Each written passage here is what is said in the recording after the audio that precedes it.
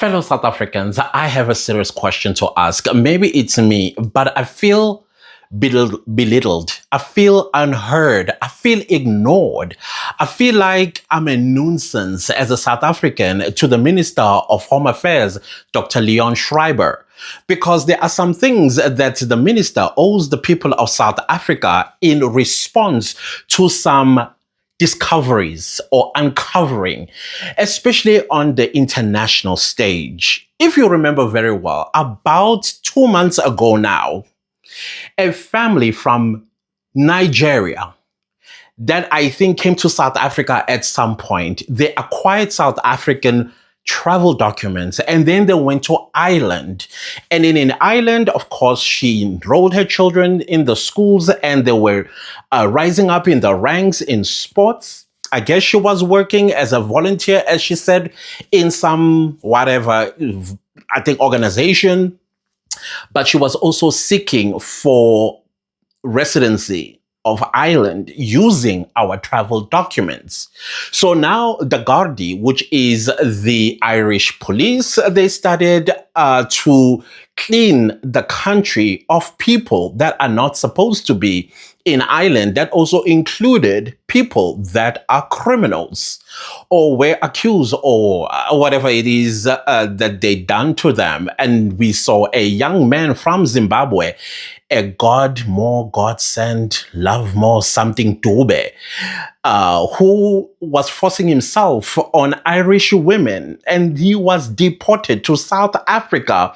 Why? Because him too went to Ireland using a South African passport.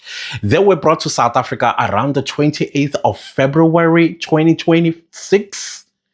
We've heard about that Dube guy, but what about the Nigerian family that purported to be us in Ireland? So much so that Irish people thinking that this is a South African family that is in distress, coming from a very violent country in the world. And so they wanted to protect them. And yet the government of Ireland kept telling Irish people, these people came to Ireland using fake South African travel documents. When they were deported on the 28th of February 2026, we thought the Minister of Home Affairs was going to explain to the people of South Africa what exactly are we dealing with, and was the Minister of Home Affairs or his officials representing him at the airport on the 1st of March, so that they are taken, detained, and arrested for fraud, basically. For fraud. Now, I want to remind the Minister of Home Affairs, Dr. Leon Schreiber. Maybe at the time he was not aware because he was not in government. But I want to read something to you, Mr. Leon Schreiber, so that you get to understand why I'm asking the questions that I am asking, because clearly our reputation on the global stage was never defended by a people, a woman that painted our country with the most ugliest paint. And it was received as the gospel truth. South Africa no longer gets visa-free into Ireland. Excuse me, about 2009, let's say prior to 2009, South Africans could go to the UK visa-free. And in 2009, they put a stop to it. Why? Let's see. This is an article from Forbes Africa. The article was published about a year ago by Yashil Panchia. And the headline says, Ireland no longer visa-free for South Africa and Botswana. Okay? I'm not going to talk about Botswana. I'm mostly interested about us. The article continues to say, Ireland has terminated visa-free travel from South Africa and Botswana. The country's Justice Minister, Helen McEntee, announced yesterday.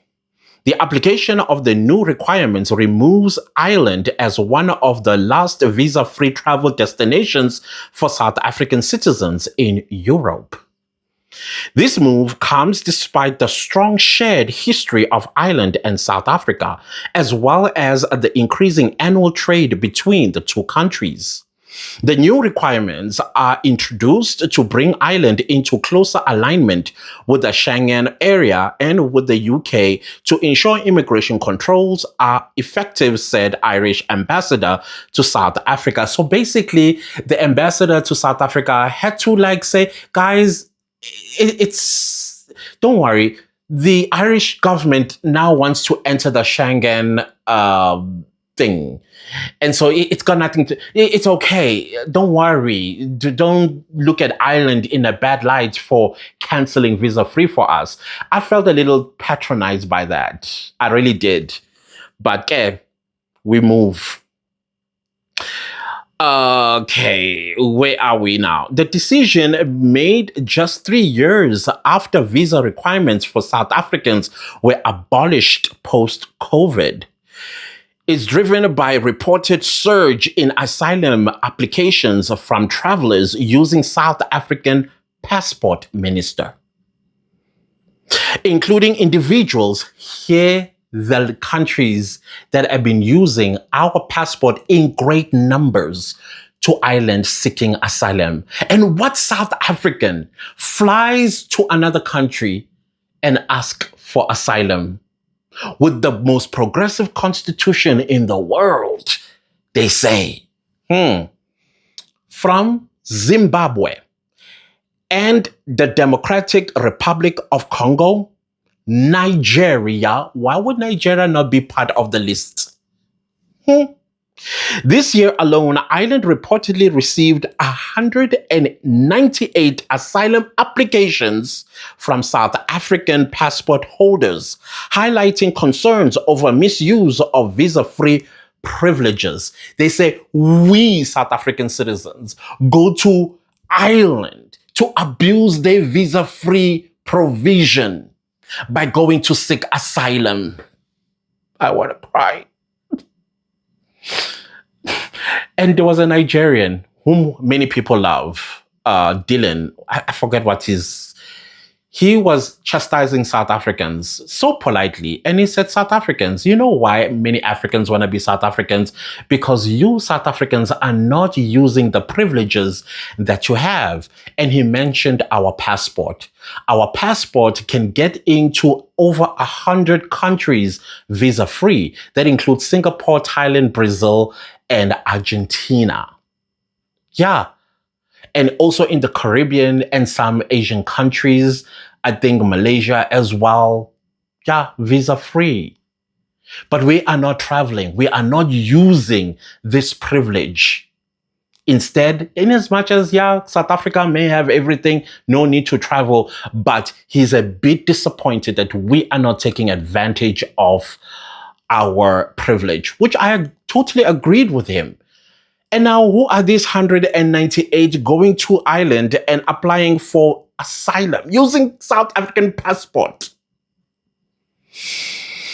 Okay, it continues to say a wide range of factors are taken into account when introducing visa requirements to inquire. We can continue to facilitate travel with processes that are robust, effective, and fair. And then it continues to say, effective from tomorrow, July 10, the new visa requirements mark a significant policy shift. Traditional arrangements have been put in place for Botswana and South African passport holders who have already made travel arrangements, with the increased restrictions applying only to travel beyond August 9, 2024. Yeah, the article is a 2024 article. So Ireland had to shift and move and make sure that they protect themselves from South Africans coming to seek asylum. I feel so offended. And yet there is a Nigerian family, Mr. Minister, that went to Ireland prior to the 10th of July, 2024. And they lied in our name. They contributed to us having our visa-free entry into Ireland cancelled. Because I still think with the Schengen thing, South Africans would still be able to go to Ireland visa-free. There would have been an exception for South Africans to enter visa-free into Ireland. But because of this family, or like the family of the Nigerians, when going to Ireland and seeking asylum, and now when they are caught, suddenly they are running away from gangsters. Which gangsters? Which gangsters are you running away from? Or she also cried about how it's dangerous for a family. What do we want from you? What have you done that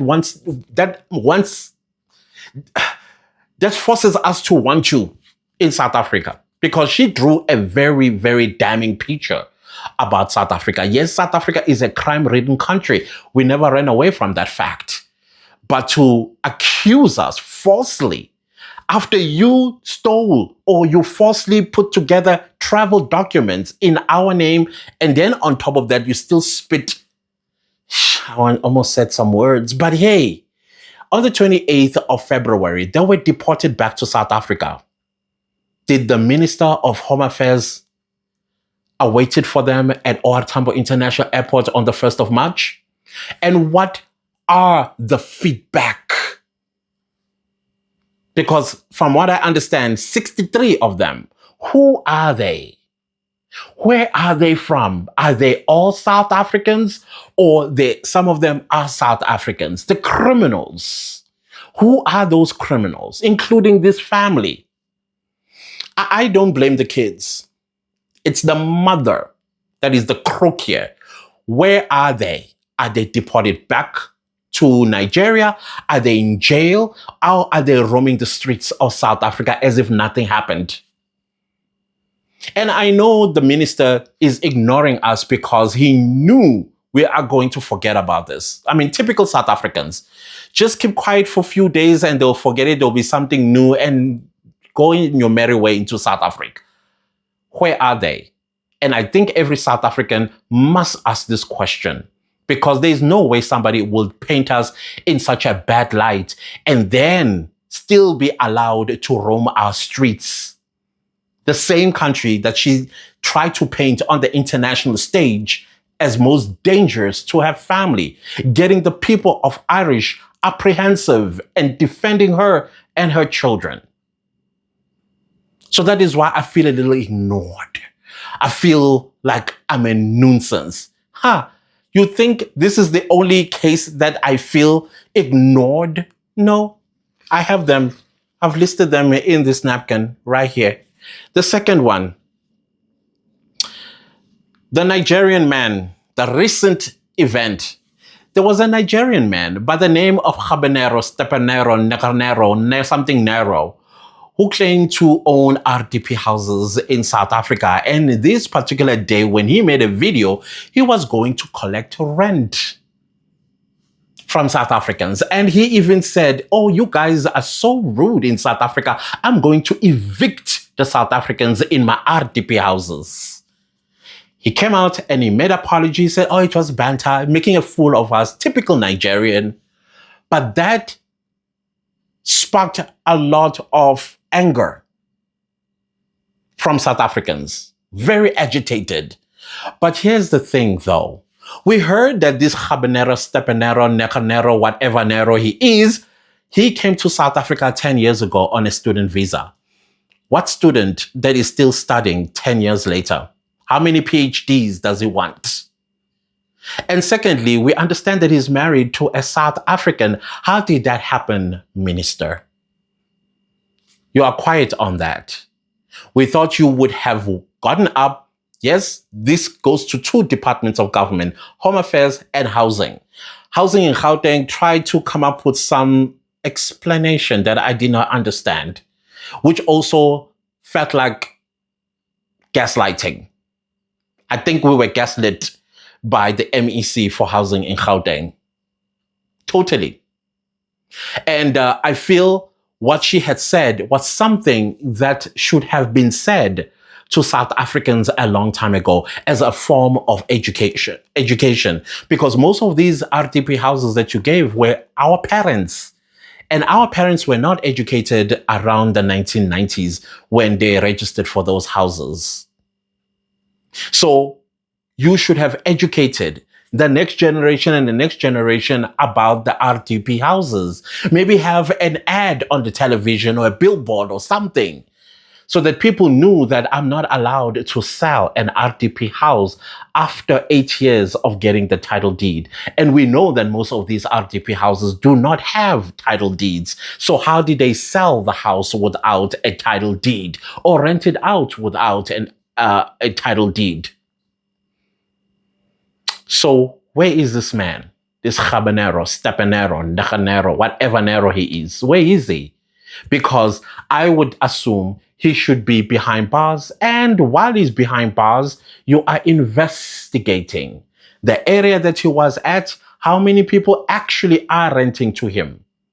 Because they would not have made that video if there were no people that he rents out those RDP houses. And another thing that I think many South Africans did not catch from that video, this man said, "Oh, I was there in the morning to drop my workers." So that means he has a company in South Africa. How legal is this company? Did he invest 5 million rand according to our immigration law for him to have a business where he actually drops his workers in that area? To do what? Minister of Home Affairs? You can't keep quiet. You can't leave us in the dark about things that we are busy fighting with and fighting for. You taking on the EFF in Parliament, okay? But what about on the ground, where we are getting mocked, where we are actually being or they're putting finger in our eye, and you have not said anything, Minister? Why are you quiet? What's the benefit of the Minister of Home Affairs being quiet when South Africans are seeking answers? We are. Let's go to the third one. Igwe of East London. Where is he? Is he a South African citizen? How did he become a South African citizen? What processes were followed for him to be a South African citizen? Give us a preliminary report, at least. The people of the Eastern Cape, particularly Okompo, are waiting to hear who is this man that came to invade their land, the land of their forefathers, the land that was fought for 100 years. You are quiet. Where is this man? What steps are you taking for violating traditional land and soiling it the way he has? In as much as South Africa is a constitutional democracy, but our customary laws are also protected by the very same constitution. So there's a violation of our constitution there. And by somebody that is not a South African, there has to be consequences. And the people of Kukompo called for one thing and one thing only: deport him. Oh, before you do that, if he is a South African citizen, you strip him off that status. Because we cannot trust him. He has shown that he is dangerous to the people of Kukompo, possibly even South Africa as a whole. Where is something? Say something. This happened over a month ago. Over a month ago. The 14th of March. Where are we today? The 19th of March. Of April, sorry. So there's no way that you would keep quiet this long, Minister. Yes, we do have a short attention span of a goldfish, but not all of us. Some of us have very long memory, and we have long attention span. And I'm asking this on behalf of everybody that has forgotten, including in Kukompo. Not everybody Kukompo, because they have taken to the streets and they've cleaned the city. It looks absolutely amazing. Guys, no. Let me create a whole separate video to give you guys ideas how you can turn Kukompo into a beautiful, beautiful travel and tourism destination for South Africans as well as international visitors. Guys, you are sitting on a gem. You are sitting on a jam. We will talk about it. Maybe it's going to be videos in series so that you can start with the first idea, implement and move to the next, implement and then move to the next.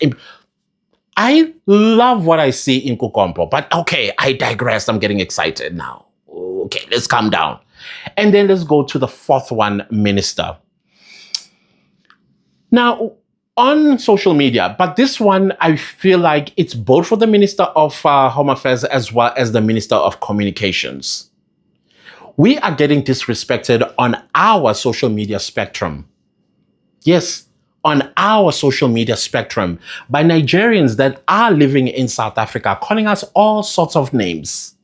They are challenging us. They're saying things that a visitor shouldn't be saying to the hosts.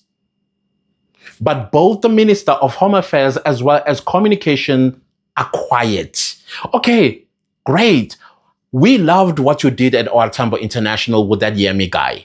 You returned him back to Nigeria for trying to destroy the reputation of South Africans and South African government, calling us xenophobic.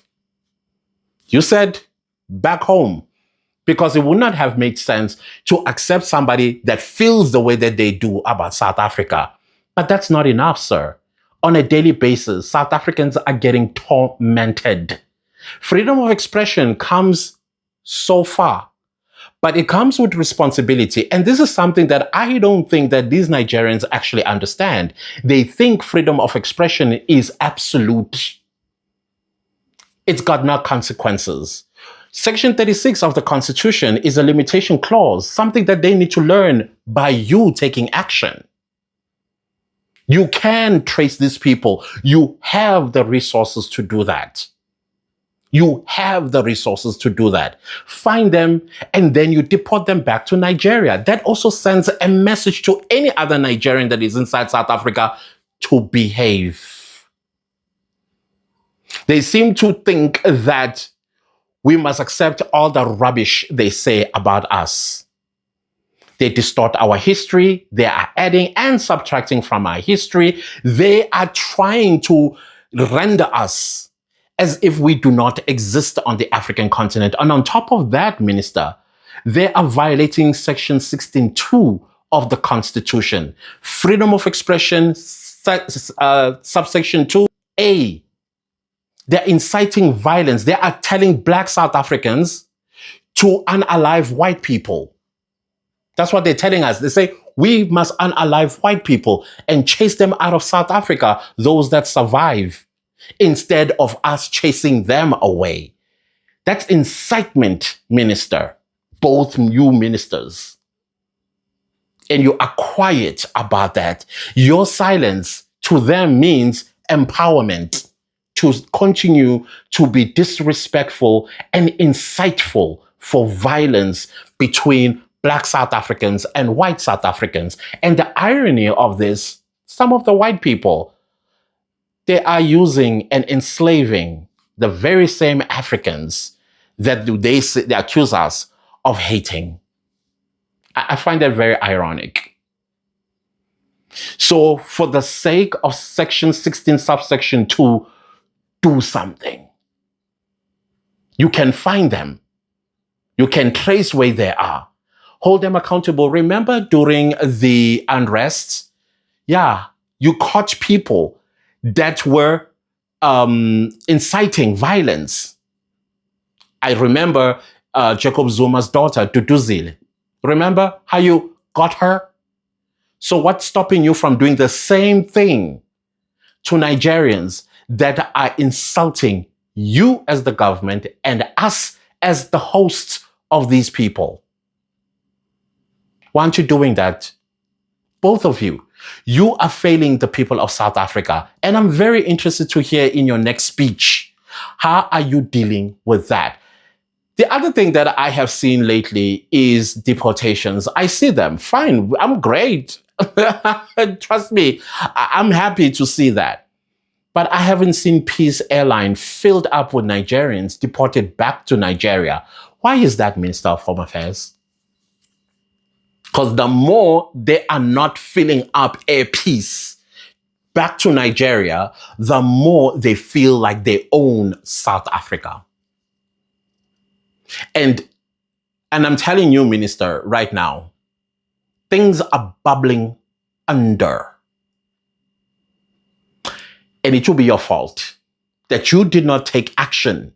And do not now come and start sending the army on South Africans when ish hits the fan.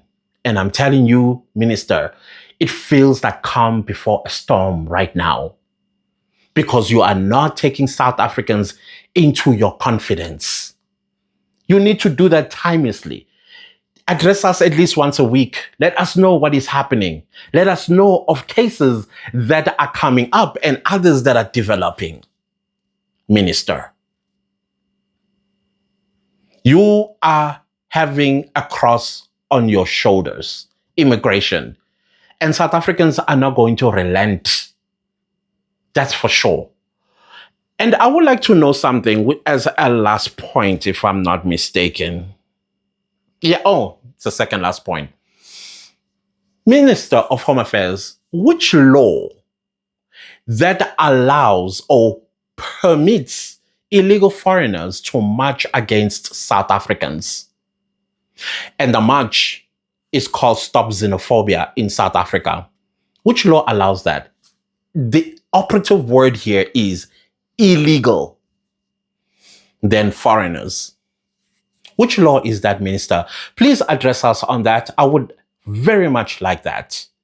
I would very much appreciate you telling us which law in our law, including the Constitution, that gives illegal foreigners the right to march against South Africans, and even going as far as theming they march as Stop Xenophobia in South Africa. I even saw a placard that says no one is illegal.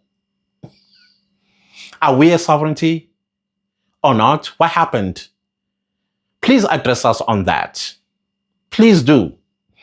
And finally, Minister, I think it's about time that your department told South Africans whether we are xenophobic or not. And what is xenophobia? What are we xenophobic, Minister? Because from where I am seated, the moment we went into democracy, they came here. We embraced them. Some even got married to our girls, women. We said nothing. Some even had the audacity to create market, as they call them, to sell white powder, unaliving our children, forcing themselves on our children, fraudulently marrying unsuspecting South African women. A lot of them are going through it right now. Kidnapping and turning them into prostitutes or selling them to human traffickers, the works. And we were quiet. Our silence, what was that called? If now we are talking and saying, stop it, then we are called xenophobic. What was our silence called? Opposite to xenophobia. What was that called?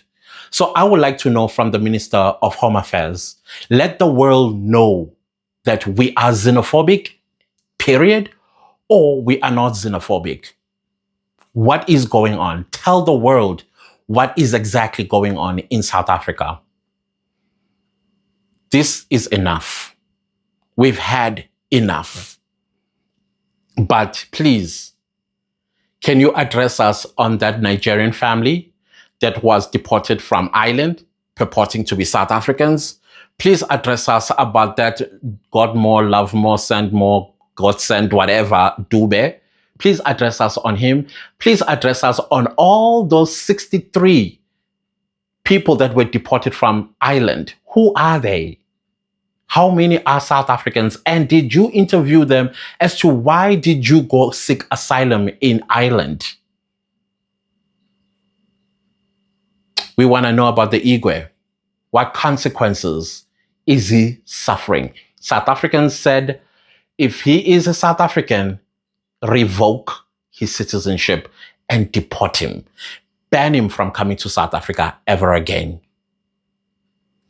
And then the marchers that are illegally in the country marching against South Africans. And please define xenophobia and then link that with us South Africans. Are we xenophobic? Are we xenophobic? And don't forget about Scapanero, whatever his name is. Where is he? What's his legal status in South Africa? Is he still in South Africa? And if he's a South African citizen married to a South African, we called that you revoke his citizenship as well. And those that are mocking South Africa within South Africa, you got the resources, just like how you got the instigators of the 2021 unrest in KwaZulu-Natal. You got them.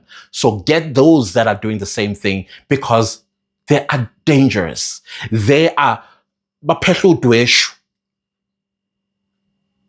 That's what they are doing. Bavubela impi. That's what they are declaring war. And when it happens, who is going to be blamed? Because the world is going to say South Africa is xenophobic, and yet South Africans were mocked to a point of boiling point and a point of no return. Do something. Can we hear you? You and the Minister of Communications. Thank you. I don't know, fellow South Africans, what did I leave out? Because ngeke kuningi. It's a lot. Kuningi year. It's worse. I'm sick and tired, honestly speaking. It feels like we are blowing in the wind. Ignored by the Minister of Home Affairs. Imagine that. Anyways, Pagelum Tagati. Thank you, Baba. Thank you. Thank you so much, sir. Thank you. Anyways, I'll see you guys a bit later. We are going live at 5 p.m. I'm reminding you, live at 5 p.m. Please set your watch, set whatever it is that you set, because we are going to talk about it. Oh, we are going to talk about a lot of things that are happening in South Africa and the world at large. I've seen y'all asking me about what's going on at the Strait of Hormuz. And I've said to you guys, that's not something I like talking about, but yeah, what do you want to know? I might actually even send a link so that we all be together and talk and interact and in real time. I would love that. But anyways, guys, thank you all so much for your support. I highly appreciate you. Please enjoy the rest of your Sunday. And yeah, do good, guys. And let's hold our ministers accountable respectively. Goodbye.